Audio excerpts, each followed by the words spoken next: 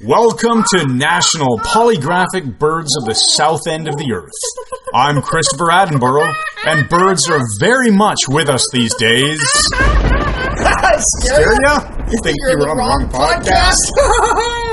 Welcome, fellow bird riders. You are officially a rider on the hypnotic hawk, brandishing immense talons and ripping out the very colon of poor hypnotic technique. So saddle up that peregrine falcon that's in the stable and put on your spurs. We're going to tear down a grain elevator or two. Yes. This is podcast number 90 of Brain Software. I love it. But first, please welcome to the Eagle's Nest, a man who's taking the hypnotic storm back to England for the first time in 18 years. A man who, despite his advanced age, claims to still have a prostate that's in fine working order. And a man who enjoys being referred to as a man who enjoys being referred to. Our own hypnotic hawkman, Mike Mandel. Yes, Christopher, flying the winds of change. There is a hypnotic hawk coming towards you, and I'm not even going to tell you what it's doing. Oh, that is brilliant. Okay, so we are about to begin an awesome podcast that is all about making your life awesome. Now, we were going to call it Making Your Life Work, but who the hell wants their life to be more work? I don't like the sound of that, the ambiguity. So we've turned it into Making Your Life Awesome. And you got to understand, guys, these are actually techniques that Chris and I routinely use to have the most amazing lives of anybody we know because we are at work right now. That's it. And I love the concept here of making your life awesome rather than making your life work. My computer works, but I also do work on my computer. So let's get the word work out of it and say making your life awesome. Work is a four-letter word. Before we dive into that, quick commercial. We are sold out for our November Architecture of Hypnosis in Toronto, which means that the next chance that you'll have to study with us in the World Hypnotic Epicenter, Toronto, Canada, is May 2018. Wow. So head on over to MikeMandelHypnosis.com/class. You can read all about our 5-day Architecture of Hypnosis training and sign up before that one sells out. It's about half full right now. All right, Mike, let's do it. Let's take it away. And we're not throwing these at you in any particular order, but these are just cool things you can apply that will make your life better. Right. And since we're short on time, we're just going to jump right in and start. What is the first technique for making your life better? I'm talking about not waiting, Chris. Don't wait for New Year's Day. This nonsensical idea. Got to wait till January 1st to make changes. Well, you might be dead on January 2nd. Who knows? The New Year's resolution. Yes. Pretend every day is January 1st. Well, I like to say pretend every day is your last day on Earth, and one day you'll be right. Yeah, that's true. So determined to begin today, but make sure you're at threshold. Tell them what threshold is. Well, let's do a reminder on this. So threshold is 3 components. Nobody changes unless they meet these 3 points, and those are, it's got to be me, there's got to be change, and it's got to be now, which obviously feeds back into don't wait for New Year's Day. So make it now, but recognize that you're the one who has to change and that there has to be change. Otherwise, nothing happens. Nothing happens. So be congruent about it. Nothing happens. Get yourself set on where you're going to go with this. And the next one is take stock of your life. Like, you really have to look at things critically. And one of the amazing things that human givens theory has pointed out is that as far as we know, human beings are the only species that has the ability to think about thinking. We have that ability to step back and look at our lives metaphorically. What do you think about thinking about thinking? I don't know, because you're scaring me. Taking the meta position. But it's true, though, isn't it? I mean, we can be immersed in our lives, but we can also emotionally and intellectually do a perceptual shift where we step back and look at our lives in a dissociated fashion and begin to see, are they working or not? Yeah, you can do such simple NLP exercises. Imagine that you are watching your life play out on a stage and you're in the audience watching it. And what do you think of it? How do you feel? What's missing? What is there too much of? Right. This is John Grinder's theater of the mind. It's brilliant. Take stock of your life. What is it that you want? We always ask people the beginning question of any therapeutic session is, what do you want? Which we have now changed. What would you like to have happen? Right. Judy Reese's wonderful book, Clean Language. We love that new question. And start using it, folks. What would you like to have happen? So part of taking stock of your life is asking yourself that empowering question. And remember, once you determine what it is, and focus on it intently, you are automatically activating your reticular activating system, which focuses on what is important to you and what you're asking questions about, and it will bring it into being by letting you notice snippets of conversation, see books on shelves you hadn't noticed before, get ideas from other people. Your reticular activating system will work by focusing the reticule, the lens of your brain, based on what your unconscious is processing at that time. So focus intently on what you want. That's why The Secret works when it works. It's not the universe. I hate to dissuade anyone from thinking that, but I don't believe the universe has a clue we exist. But it is a way of tuning your own brain. What do you want? Do you want it to be health? Do you want it to be more stability in your relationships? Do you want different, better income? No, I don't think anybody's going to say, I want less income. I want less money. Yeah, I want less money so my life can really suck. So which areas are you going to focus on first? But don't do everything at once. Do you get overwhelmed, Chris, if you do too much at once? Yeah, Mike, I have learned to calibrate myself when I have this And you're doing that by stepping back. Yeah, this stress response, and I'll feel, I don't typically feel anxious, but if I ever feel some sort of anxiety creeping in about That's my life, a warning for it's you. usually because there's too much going on and I need to close a bunch of open loops. That's really interesting. And open loops are the Zygarnik effect. Well, open loops take on a greater importance. Yeah. And even if they're not that important, and when there's many open loops, we get overwhelmed. Overwhelm is a terrible thing. And Chris, I was telling you this morning that I get my own particular, essentially harmless form of OCD. When I'm under stress, as I've told my wife, she can tell. You'll start adjusting my OCD kicks in. And I start adjusting stuff. Like, it's always rectangular objects. If there's a pile of books, like this one I'm looking at on your shelf here, I've been wanting to push that one into straight because I'm in the process of buying a car and dealing with a bunch of other stuff, and I've just got a lot on my plate. So my OCD is acting up a bit here, and I'm adjusting. And here, let me just move this a bit. So if you try to do everything at once, you will be trying to do everything at once. Find a couple of key areas. I love that 5 thing you were telling me. Was it Warren Buffett? Yes, it came from a conversation with my buddy Jesse. He explained to me something about, and I haven't learned this directly from Warren Buffett, but apparently Warren Buffett recommends having a list of 25 things that are important. Well, he told me. But only 5 go in the you can do them now pile. The other 20, the hopper, right? The other 20 are essentially a parking lot, if you want to think of it that way. Nice. So you only have 5 things that you can allow yourself to work on in terms of projects that need to be completed or whatever. And that's working pretty well for me. But going back to this whole feeling of when there's too much going on, overwhelm, which I love how you said too many irons in the fire. Yeah. Well, it's good to have a lot of irons in the fire, except they all share the heat. They all share the heat. What a beautiful metaphor. So, for example, right now we are prepping for our trip to London and then Suffolk in England. And then we've got architecture of hypnosis in Toronto at the University of Toronto. Right there's after that. So many things going on. Plus, at our house, we have a bunch of things that are going on construction-wise, and my wife wants these projects completed before I go to England. Yes, so you can imagine that I have too many irons in the fire right now, and I need to finish some of those irons. I don't know if that's the right. But still, you still want to maintain your fitness and your health and well-being and everything as well. Like, you've really got to prioritize your life. Seriously, guys, find the most important things and focus on those. Put 80% of your time, use Pareto's principle, on the most important, and let the 20% rest on the least important. So moving on to this, what about a resource check? What resources are available to you to change your life? Treat it like a project manager of your own life. Look at it and say, what changes do you want to make? You've already determined you're going to do them right away. You're not going to change everything at once. But what resources do you have available? Mm-hmm. Have you got an enormous library? Do you have access to the internet? Do you have friends who have wisdom? Do you have people who have experience in the areas you want to work on?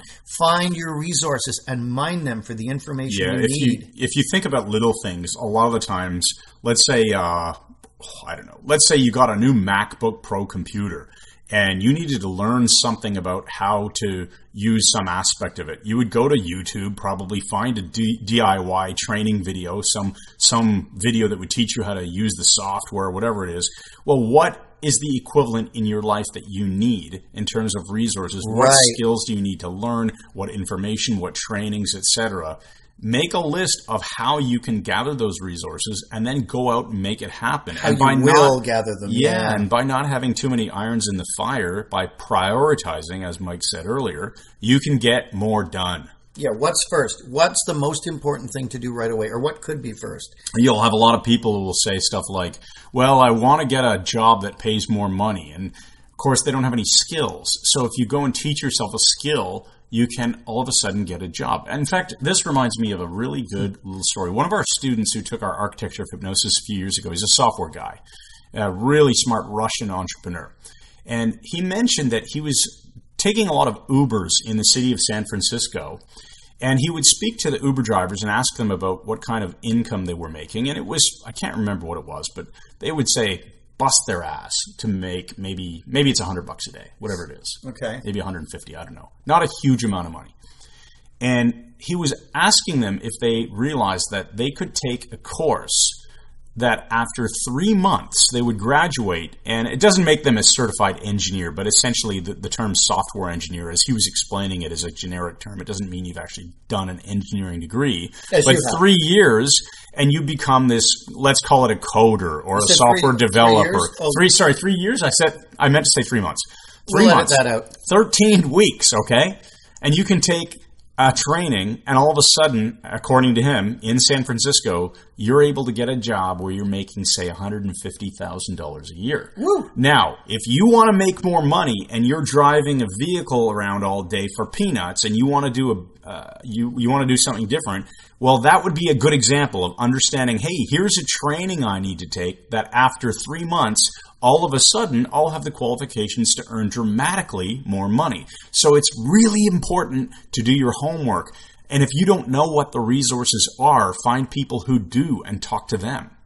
Perfect. That's perfect. Now, what about the whole thing, Chris, about track it or fail? I know this applies in a lot of areas. Yeah, I think Tim Ferriss in his, is it the 4-Hour Body? Yeah. He talks about what you don't track, you don't change. And I'm sure he didn't come up with that on his own, but it's a well-packaged set of words. Principle, yeah. That, because he, like many other people, has learned from other great people who have learned from other great people, and so on and so on. But if you don't track it, you're unlikely to change it. So when you do start tracking it, you will change it. So how are you going to track the things that are important to you in your life? Is it a spreadsheet? Is it a Google document? Is it your notes app on your iPhone? Decide, and then make it public. I don't know if this is on the list here, but when you have things that are important to you in your life, it's not, but it's a great one to put on. When you make a public declaration, the more public, the better. This comes out of Cialdini's principles. You can just make a post on Facebook to all your friends and say, hey, everybody who cares about me, I want you to hold me accountable to this, and then outline what it is you want to do. The more public you make it to the people who you care about, that's nice. That is an important thing. That's nice. And again, back to the tracking it, you can change pretty well anything in life. If you identify what you want, take massive action towards it, then check and see if it's working. You have to have a feedback mechanism. Is it working? If so, keep doing it. If not, adjust your behavior and continue. Just keep doing that, and you can get pretty well what you want out of life. Bring us on to the next one here, Chris. Okay, so learn how to get into the right state for the job. You can change states by breathing differently. That's at the top of the Grinder model, of course. Breathing controls everything. Yeah, it'll change your physiology, it'll change your state, it'll change your performance. So learn to breathe slowly and deeply. Learn to breathe yourself into different states. We won't go into the tapping right now because it's kind of beyond the constraints of this, but you can instantly change your state. When I say instantly, I mean in seconds. Yeah, in fact, we will mention towards the end of this podcast our Personal Development Academy, where you can go online and study all of this stuff with Mike and I. It's pretty awesome. Yes. So that is covered in that And academy. again, these are the very same techniques we use all the time that brought me from being a telephone operator, making minimum wage, and Chris being a Bay Street financial analyst, stock analyst, and MBA engineer. And we're doing this now instead. Well, that's it. I have nothing everything to complain about in terms of my past careers and having success in those, but it isn't what I wanted to do for the rest of my life. I'm much happier working with Mike, running our Mike Mandel Hypnosis Sitting Academy. here in our studio just having a laugh. I get to see my kids more often. So if I was to look back in time and say, well, what was missing from my life back then? It was free time. Yeah, now I don't have to worry about that. So absolutely, there's all kinds of things. You have to ask yourself that question, what would I like to have happen? And one of them is you want to blow the doors open and move forward. Remove all restraint. Learn to forgive people. Oh, this is such a huge one. Anger and unforgiveness will rot your soul. I've said it many times. I've heard my wife say, that unforgiveness is like drinking poison and waiting for the other person to die. Yeah, that's kind of stupid, right? It is. And when you forgive someone, doesn't mean you're condoning their behavior at all. You can say, instead of forgive, with my clients, I sometimes say, you release them. You release them from your life. Yes. Because by releasing them, you're letting someone off the hook and discovering that someone is you. Yeah, you're not holding on to the crap anymore. Let it go. It wastes release so much energy being unforgiving. It's just a waste of energy and a waste I of also time. really like this metaphor of if, let's say, in the case of, well, I'm not even going to pick an example. It's not important. But the metaphor is that just because the lion mauled you or bit you or attacked you, right. you don't have to get back in the cage right, with you can forgive it. You can release it. But you don't have to go back in. You don't have to give idiots and toxic people access to your life. So while it's stupid to drink poison and wait for the other person to die, forgiveness is not stupid. But forgiveness and then ignorance and forgetting about what happened in the past and repeating the same mistakes, that would be stupid, right? So right. We're not encouraging stupidity. No. We're just encouraging you. We just act stupid sometimes. Right, of course we do. Now, we've also got calm your mind every day. You can take up meditation. You can take up mindfulness. Some of you know how to do self-hypnosis. But give yourself mental breaks. It's crucially important. Even something like a 15-minute walk around your neighborhood, breathing deeply, looking around at the trees, plants, birds, whatever, especially birds. Guess what will happen? It's meditative. And if you don't know how to practice meditation, here's how easy it can be. Lie down or sit comfortably. And I've heard it said for years, focus on your breathing. I've only recently heard the best way to do that. Every time you breathe in, breathing in through your nose and out through your nose. Every time you breathe in, notice the coolness of your nostrils when the air comes in. That's it. Oh, and every time you exhale, notice how your nostrils warm up. That's all you do. Just keep noticing it. If your thoughts wander, just bring them back. Just keep noticing. You'll have a profound effect of bringing on a parasympathetic nervous system response, which will calm you, reduce your blood pressure, reduce stress chemicals, and so on. So learn to do that. Gives you something to focus on. I'll also mention here that our last podcast was with Steve Rain. Right. And we talked about how we watched him, listened to him present in Las Vegas during HypnoThoughts Live 2017. And one of the things that he does every single day and has been doing for quite a while is a certain amount of self-hypnosis or meditation. I can't remember how many minutes it is per day, but his point in lecturing to everybody was you can start small. You don't want to start, let's say, with a fitness regimen by going to the gym and working out. I'm going to do 2 hours of weights every day. Yeah, you don't do a 2-hour workout and then you're sore as you're crazy sore, so you don't go back. You really discourage yourself, right? And it's the same thing with anything like meditation or self-hypnosis. If you're determined to start with 1 minute. Start with 30 seconds. Yeah, and you'll be able to stay with that and then increase it a little at a time. Yeah, step Even by 10 step. to 15 minutes will make a big difference. But we have to pause for station identification and a word from our sponsor. Are you tired of living under what can be called less than ideal conditions? Are all of your relationships lived in a fantasy world of online sneakers and grain elevators? Well, the Shizjig Corporation, a group of intelligent people who hate ant infestation and know how to juggle more than just balls, have this to say. Hello, I'm David Shizjig, and I want you to know that as you apply, I mean really apply, and continue to bring these techniques into the forefront of your life, the transformation that you experience will be awesome and glanative and excellent. And by bringing them to you, the changes that you exhibit will extend beyond yourself, and the people you interact with will derive all of the benefits that you too have taken in by simply making these things work, making them work on a daily basis, and Wide awake now.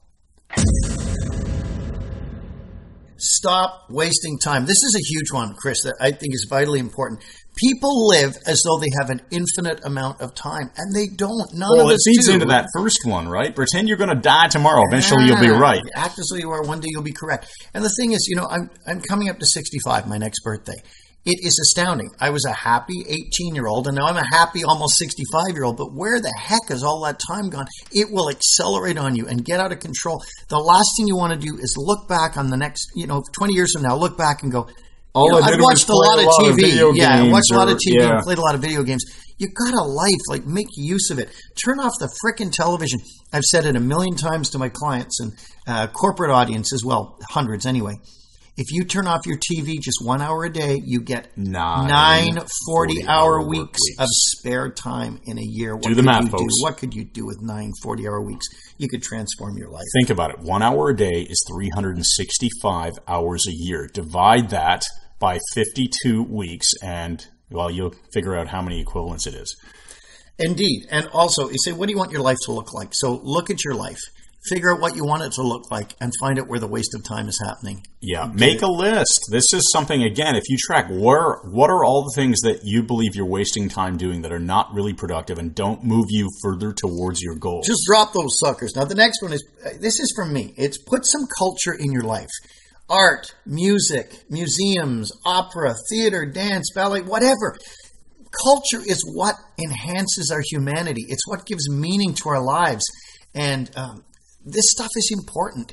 If you fill up just on data and just on junk television and pop culture, you are missing so much. And I hated opera, and then I studied it. And now I freaking love it. It's my favorite art form. I'm never happier than when I'm watching a 5-hour Richard Wagner opera. So there's all kinds of things. All of these things that you've done, Mike, that are cultural, how have they helped you in terms of developing your schema or, let's say, giving yourself more options? The law of requisite variety may fall into place here. Just having knowledge. Yeah. I don't know whether it's that by being aware of some cultural things that you otherwise wouldn't be aware of, you've been able to engage in different conversation, build rapport with people, establish relationships. It feeds our soul. It feeds our emotions. It gives depth to our life. And, I said there's a scene in Excalibur, a film from the 80s, and it uses the music of Wagner from, I think, The Death of Siegfried at the end. And Arthur's dying, and Parsifal, his knight, goes and throws the sword Excalibur in the lake, and his hand comes out, grabs it, and drops down in the water. I said, first time I saw it, tears just start running down my face. I have no idea why. But the combination of the music and this scene is resonating with some deep unconscious thing with me. There's something happening. Yeah. So these things will feed your emotions and feed your heart and get into poetry and learn something new. Like there's some metaphorical interconnection with your life. Right. Absolutely true. Okay, what's the next one here? I've got practice to put it back on the shelf trick. Don't waste your time buying a bunch of stuff you don't need. I've done this a few times, and I found it's helped me because I'm not accumulating a bunch of junk that I then put in church yard sales. It's just, if you want something, if you're in a store, I really want this, put it back on the shelf and walk away and see what happens. If I'm dragged back by my unconscious mind, I really want it, then I'll buy it. But a lot of the time, I can put things back and save the money and put the money towards something more useful like a vacation or something. Absolutely. I agree with that. I would often ask myself, do I really need this right now? Right. That's the thing. If it's just something that I would think would be convenient, but I could just put it off for a while. And that way, put it off means procrastinate on something that isn't that important, which leaves more time and money for something that is important right now. Which leads you to the next one. Strengthen your important relationships. Relationships are like gardens, and they need to be maintained. You need to pull out the weeds. Remember, I said I was the communication and relationship guy on CBC television for 2 seasons on the Stephen and Chris show. And that was one of the things we lamented, how many relationships just fall apart. Absolutely. Good marriages fall apart. You can only maintain a certain number of relationships too. So it's important to define which are the ones in your life that are really important and then spend your time maintaining those. That's a point I hadn't even thought about. You cannot maintain the quality. And we're not talking about 700 friends on Facebook. Yeah. We're talking real relationships. And John Lee Dumas from Entrepreneur on Fire, a guy we greatly respect. I've been on his podcast. He said, remember, you are the sum total of the 5 people you spend the most time with. Yes, that's such a great line. What effect is that having on you? And so whoever those people are, you have to ask yourself, are they the correct people? Are they 5 people who are useful in your life and helpful that you can help too? Do you need to fire certain friends? We've talked about that in podcasts before and establish new friends. Give your best time to the best people. Right. Learn to say no to the toxic people. Clear the toxic people out of your life. This is vital. And this is an ongoing action. It doesn't stop. Practice the 3 strikes rule. It works really well. I read in a Bond book years ago. They talk about once is happenstance, twice is coincidence, 3 times is enemy action. I love it. My wife had a friend who threw a glass of wine on her. when we were at an event at the Brickworks, which was a big outdoor festival. Oh, it made of it food. look like it was an accident. But I was right? watching, and I calibrated that she went, whoops, just as she was throwing it. And threw wine all over my wife, who was dressed really nice. Oh, I'm sorry. And so we sort of let it go. See, that's once, that's happenstance. And then another time, she and her husband were over for supper, and in the kitchen, she managed to splash wine on my wife again. So I said, okay, that's coincidence. Then we're watching. Third time, Heather's wearing this expensive shearling coat, beautiful Russian hat. We're at Toronto City Hall for an event. She looked fabulous. And this woman walked towards her with a full cup of coffee and went, whoops, and thrust her arm out in front of her and threw an entire cup of coffee over Heather's shearling coat as though she had tripped. Wow. And I was in profile, so I could see her. You know, you go to spill something, you sort of rein it in. She threw it all over her, and that was it. The relationship's over. This woman is toxic and psychotic. No kidding. 3 times Jealous. is enemy action. Yep. Absolutely. Okay. Let's look at the next one here, which is shut your brain down at night, which really is a nice way of saying get enough sleep. Yeah, sleep is a nutrient. Chris and I see it as a nutrient. I need 7 to 8 hours sleep. If I get that, it used to be 8 or 9, but as I've gotten older, I've needed less. 7 to 8 hours and I'm good. I'm seeing this interconnection here too, though, because remember we talked about having too many irons in the fire? Guess what happens if I have too many irons in the fire and unclosed loops? Insomnia. Yeah. I have a hard Your brain time will start sleeping. going. And Terrible. even so, sometimes in that case, even self-hypnosis won't really help me unless I can use the self-hypnosis to compartmentalize the stress of the open loops and know that I can resolve those loops when I wake up the next day. Right. But having fewer open loops, fewer irons in the fire allows me on a regular basis to get a great night's sleep and wake up without an alarm clock feeling amazing. And if you don't, Chris, do you know, as Dr. Rivas told me, that's one of the causes of high blood pressure is insufficient sleep or disturbed sleep. So I can believe it. Take the time to laugh every day. We're back to James Hazelrig with this one.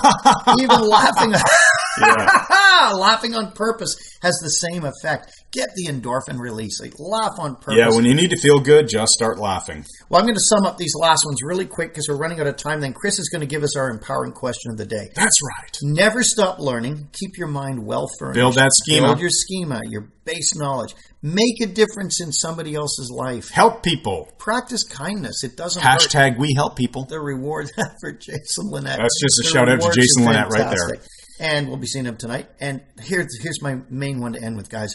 Never mistake your job for your life. They are not the same thing. There's a mindset in Western society that the ultimate success is to die in the performance of your job. Newsflash, it isn't. Yeah. How many times you hear at funerals, he was working so hard and he died at work. He wouldn't have been happier. What a waste of a frickin' life. Just think about the rocking chair test. When you're however old you want to call yourself, when you imagine yourself in the rocking chair. When you're 97 and you're in your rocking chair, we'll still be sprinting at 97, I hope. I will. But are you going to look back and go, gee, I wish I had worked more? Of course not. No, not right? a chance. It's the relationship stuff that you'll think back to. Yes. So, Chris, give us today's empowering question. Here's your empowering question for Podcast 90 of Brain Software with Mike Mandel. And I'm Chris Thompson. Which of these concepts am I going to apply today? And how will I continue moving towards a better life?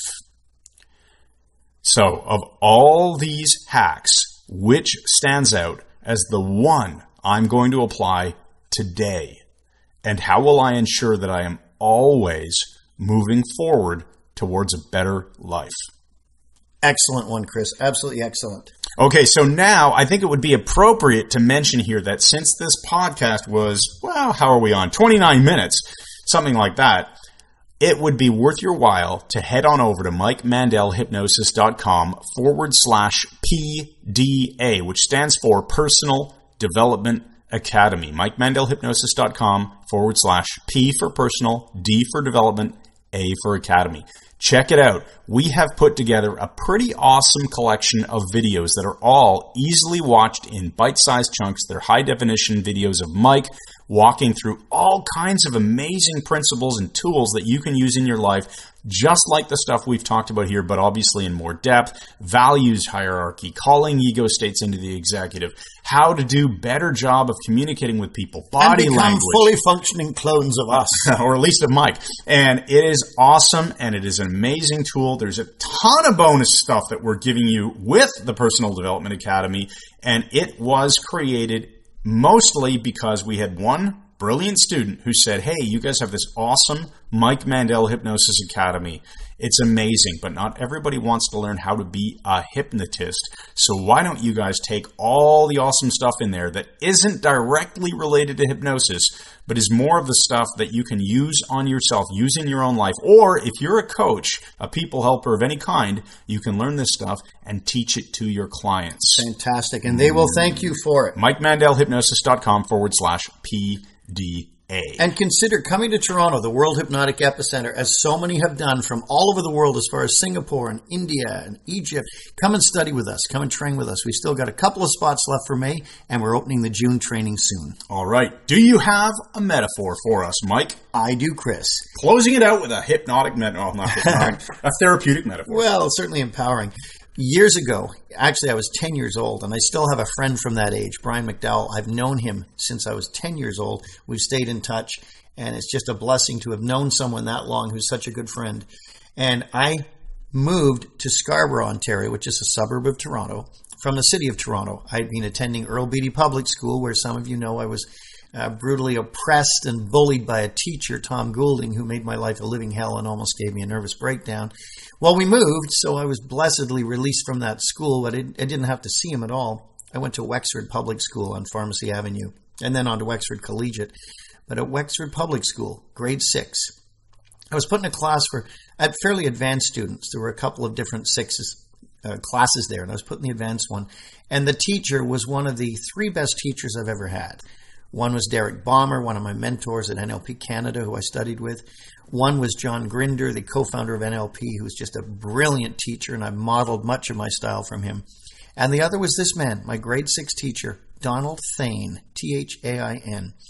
Donald Thain was a bachelor, lived at home with his mom. He was in his mid to late 20s, and he was a phenomenal teacher. The class had lizards, horned toads in tanks, a tarantula. He got one from a supermarket that came in with a bunch of bananas. We had models of the planets hanging from the ceiling, globes and maps everywhere. Donald Thain had a remarkable knack of making even grammar fascinating. One day he wanted us to write a short story as though we were revolutionaries and were being attacked.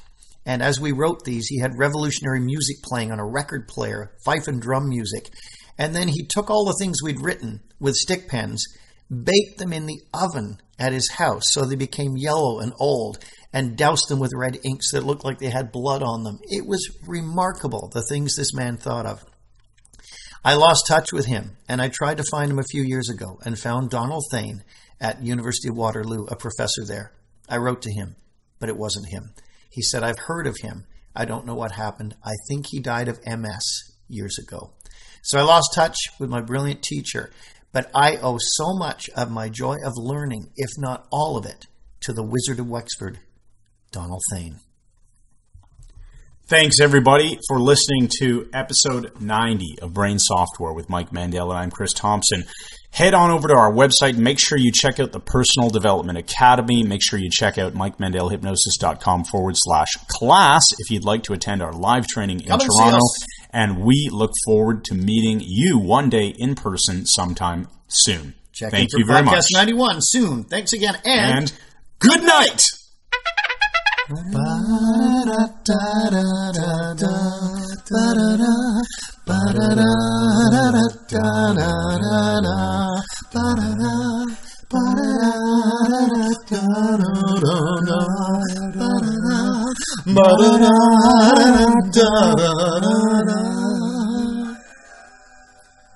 There used to be. You're going to do it again?